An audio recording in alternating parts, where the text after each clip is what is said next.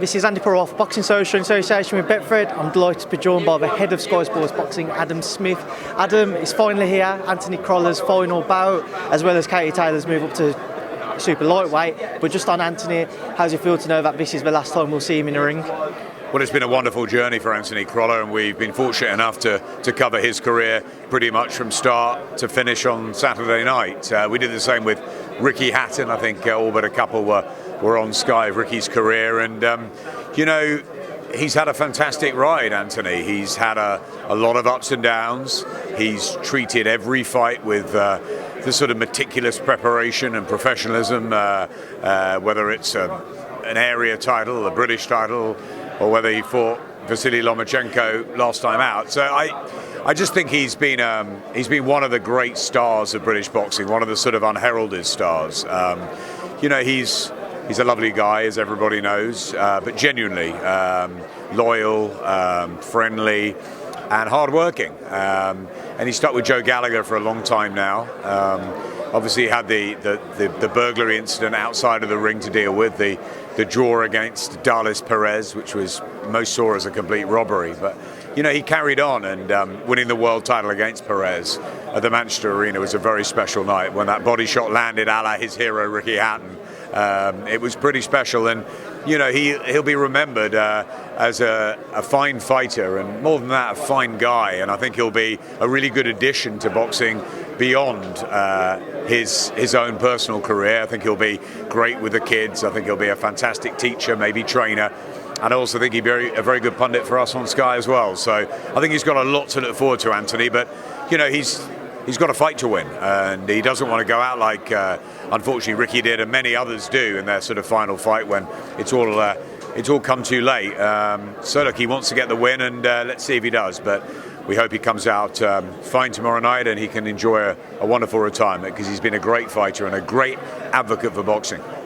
During your time covering his career, what's been your fondest memory? I think probably we'd have to say that the left hook that nailed Dallas Perez and won him the world title was probably like Ricky Hatton's Costas Hugh moment. That was wonderful for Manchester, for his family, for everything he'd been through. But I've got other sort of personal great memories of Anthony Crolla, and some are the ones he probably wants to forget, when he lost to Derry Matthews for the British title. And that was a sort of a real seesaw moment for him, because he could have just sort of drifted away and never got past domestic level, but he knuckled down. He came back with big performances against the likes of Derry again, Steve Foster Jr., Gavin Rees, good fighters, who don't get mentioned when you talk about Anthony's career. It's more about Jorge Linares and Lomachenko and Perez and Barroso, but he had to go through a lot of very, very good domestic fights as well. Also going back to his appearance in Prize Fighter again, or losing to Gary Sykes. Often the losses sort of, it's how they deal with them, how they can come back. And Johnny Nelson, as we know, lost his first 3 professional fights and lost many during his career. But it's how you deal with them, and it's the education. That's why I think Anthony will be a very good pundit and a very good teacher or trainer in the years to come, because he's experienced boxing at every level. But the good thing is he's treated his opponents with utter respect, and treated every one of us with huge warmth. And we'll really miss him. We've seen many fighters over the years, even up until recently. Nigel Benn announced to come back until his shoulder injury meant that his fight with Sakio Bika is now off. But how do you think Anthony's going to cope with retirement from professional boxing? Do you think that urge may kind of come back into him, and that temptation will kind of override his decision to retire? It's a really good question, and it's an area that fascinates me when not just boxers but any sportsmen or women have to stop. Often younger than Anthony, often in their teens, maybe with swimming, often tennis injuries, or their 20s. But what we do know is that not many sportsmen and women go on beyond the 40 sort of age, so they've got half their life more ahead of them.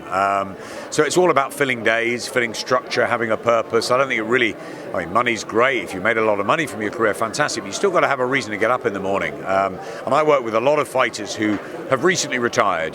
Johnny a little bit longer ago, but obviously Carl Froch, Matt Macklin, George Groves, and others sort of are around me that actually they sometimes they struggle, and if they've got got jobs, if they've got work, if they've got, you know, real good reasons to sort of be involved in life in every way, every day, and every way, shape or form, then they're going to be successful. And I think Anthony has got a great family. He's got a great support base around him. You know, he's always going to be welcome in Joe's gym, and he's got a great stable mates, the Smith brothers and everybody else that's been involved in that.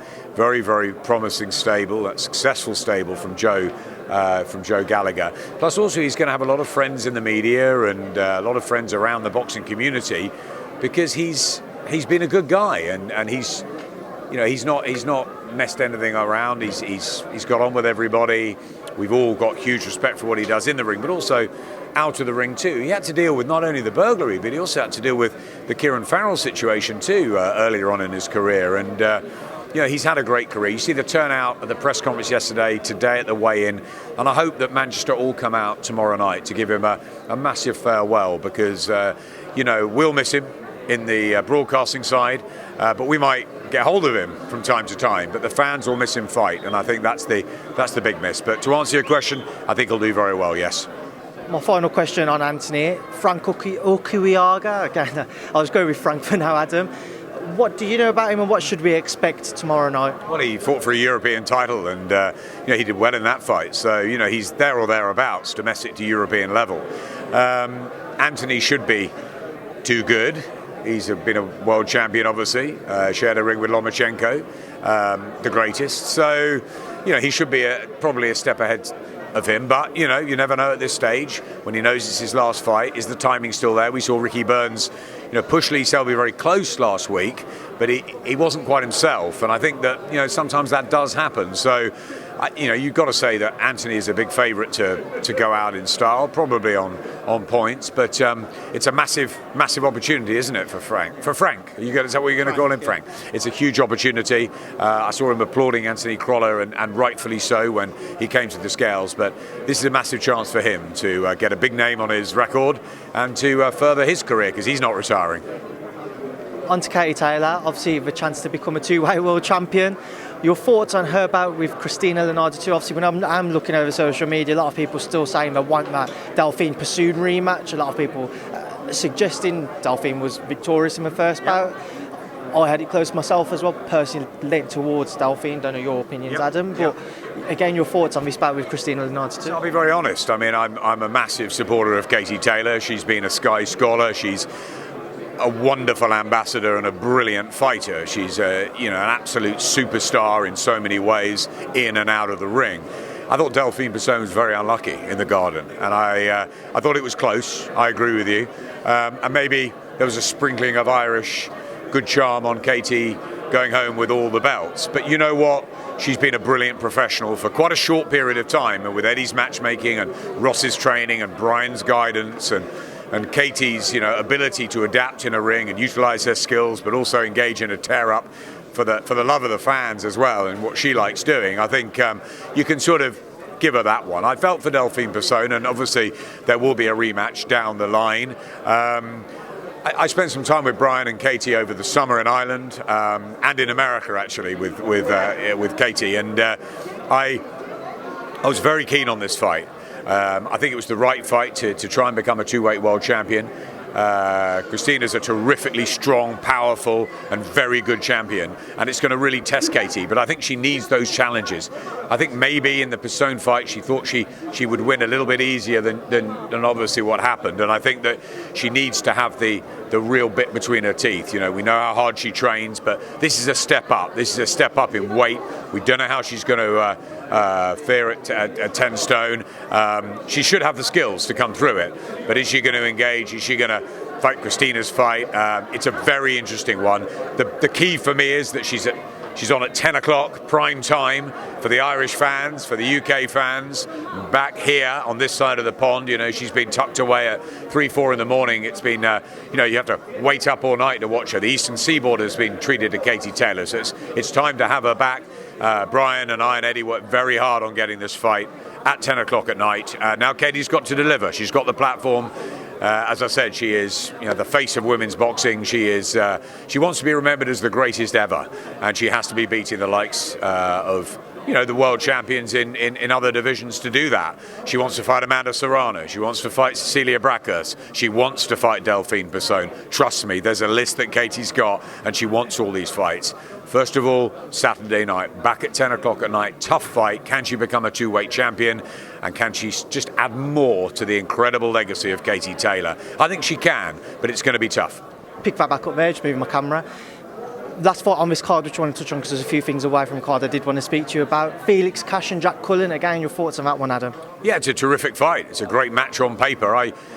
You've got to lean with Felix Cash. He's got the amateur experience. He's undefeated, and he's a very strong, capable fighter. But he has had injuries. He has sort of failed to shine on a couple of occasions as well. I think he needs a big challenge. So I think we'll see a really good Felix Cash tomorrow night. Having said that, Cullen has got huge support. He fights like a little Mexican, even though he's a tall guy, and he's so exciting. So look, he's going to give it everything, and he's going to bring more heat to Felix Cash than Cash has ever seen in a pro ring.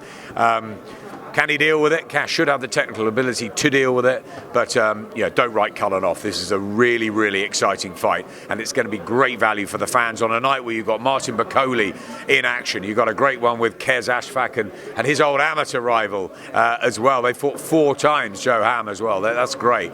You've got that. You've got Terry Harper, who I'm really keen on seeing whether she can move on into the sort of talk like we talk about Katie and like we talk about Clarissa Shields and Savannah Marshall we've got coming through, Chantel Cameron, Shannon Courtney's making waves. There's so many out there now. The women's boxing brigade are firing, and it's great to see. As I did mention to you, there was a few things I wanted to touch on away from this card. Last night, Tyson Fury entered the WWE, victorious against Braun Strowman. Your thoughts on Tyson's crossover?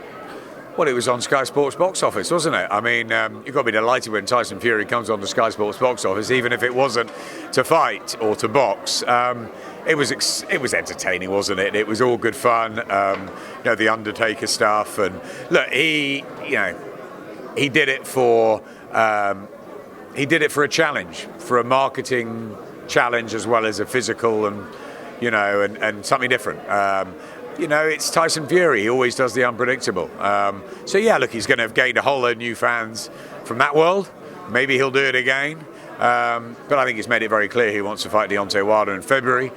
We're showing the Wilder-Ortiz fight on Sky Sports in a couple of weeks, which we're really excited about. And we're looking forward to seeing Fury-Wilder too, because the first fight was, dramatic, contentious, controversial. I thought Fury won it. How he got up off the knockdown, no one, probably he deep down doesn't even really know. But listen, he's an entertainer, he's a character, he's a personality. That's what we need in the sport. And I'm sure you're going to ask me about next week in LA as well. And that's exactly what, is changing about, entertainment and the demographics. And I think we've got to be able to adapt to this. So whether it's Tyson Fury in a wrestling ring, whether it's Mayweather McGregor, whether it's KSI and Logan Paul, which the hardcore might be saying, why are they topping a bill?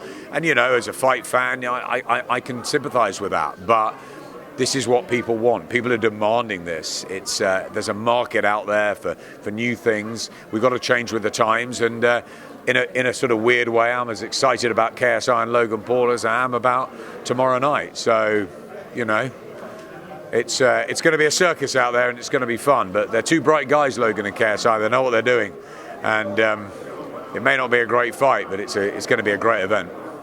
Just on the KSI Logan Paul fight, I actually wasn't intending on bringing it up, but as you have, how do you kind of see the fight playing out? I know some people might not call it a fight, but how do you see it kind of going? It is a fight. I mean, the two of them are turning professional. They've got no head guards on, they've got smaller gloves, and they had a fight already. So it is they're getting into the ring.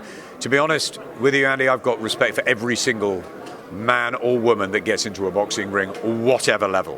Whether they should be top of the bill and all the other sort of debatable questions, fine. But for me, there's a huge audience that want to watch this fight. That's why they're a main attraction. How the fight goes, it's two novices. Logan Paul has more of an athletic background in wrestling. I've seen them both train. He's got Shannon Briggs. He's been working really hard out in California, so I put him a favourite. KSI can punch. KSI's been with the Mayweather camp. Vidal Riley's been training him. He's a very, very capable boxer himself and a good boxing man. So, look, it was a draw last time. This time, I think there's more preparation. It's going to be different without the head guards, which probably favours Logan Paul slightly, but KSI can bang, and there's a lot of people in Britain that want to see KSI shut Logan Paul up. So let's see. I'll be there with Joe Weller and Gibb. They're my new co-commentators. But Matt Macklin's not too far away from me as well, so he'll be there if I need him. Moving away from LA and back to these last couple of days, as I mentioned earlier, Nigel Benn's injury, meaning his comeback was off. What was your thoughts on his original announcement and now the injury, meaning he can't? I gave him an extra big hug last week on Saturday at the show, and my team said, "Did you make sure the shoulder couldn't work?" Because I don't think anyone really wanted to see it.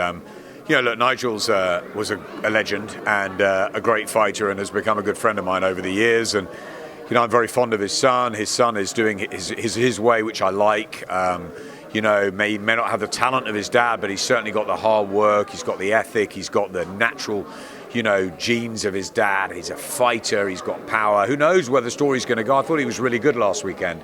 So you don't know what level he's going to get to, Conor Benn. But yeah, I didn't really want to see it. What every individual does is their business. But as I said to Nigel, why don't you just go and run a marathon, or do an Ironman competition, or swim the Channel, or something sort of jump off a mountain or something, I don't know, maybe, which is sort of a bit mad. But I didn't really want to see it. But look, I'm glad it's not happening. I think that he can now concentrate on his son's career. And yeah, as the team said, maybe the hug that I gave him on Saturday, I don't know. Look, maybe it was a really bad shoulder injury. Maybe it was a little bit of him thinking about it as well, and seeing his son in the ring and realising it's a young man's game. Also, Patrick Day as well. Our thoughts are still with his family and friends, and the fact that Lou DiBella was here with us and then back for the funeral, and didn't see the wonderful live fight that Regis Prograis and Josh Taylor dished up for us. But it's a sobering thought, and it's a difficult time as well for boxing. So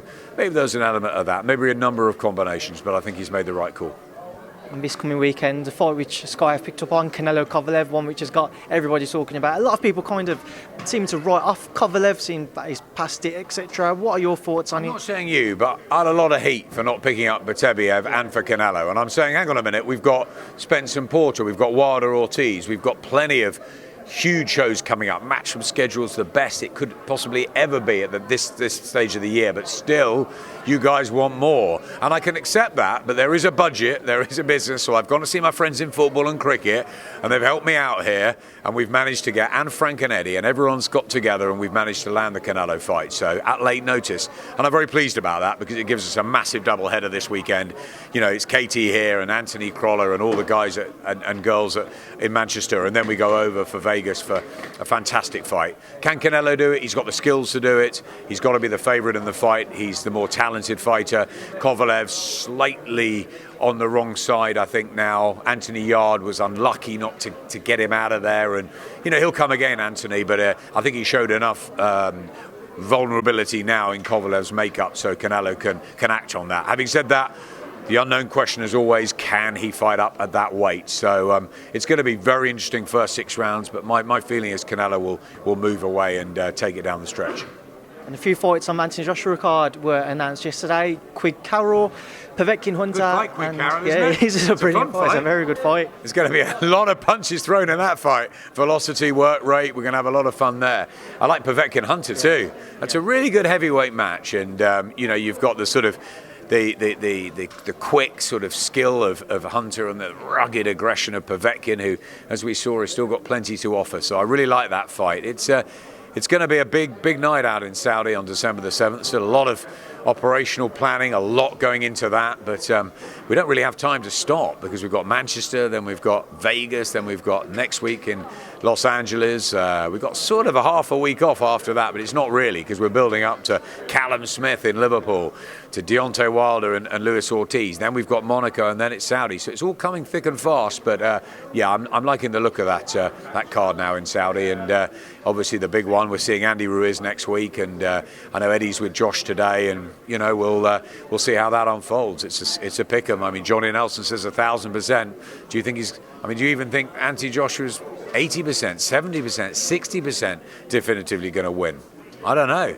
Andy Ruiz is in great shape. He's done it once. He could do it again. Anthony Joshua's in great shape. He really has to win this fight, and he could win it, and he could win it on the outside, and he could win it comfortably, but he could also get knocked out again. It's one of those, so we can't wait. Two wonderful rematches with Luis Ortiz trying to get Deontay Wilder out of there when he couldn't in the Barclays Center, and then obviously Ruiz and AJ in the desert. So lots to look forward to.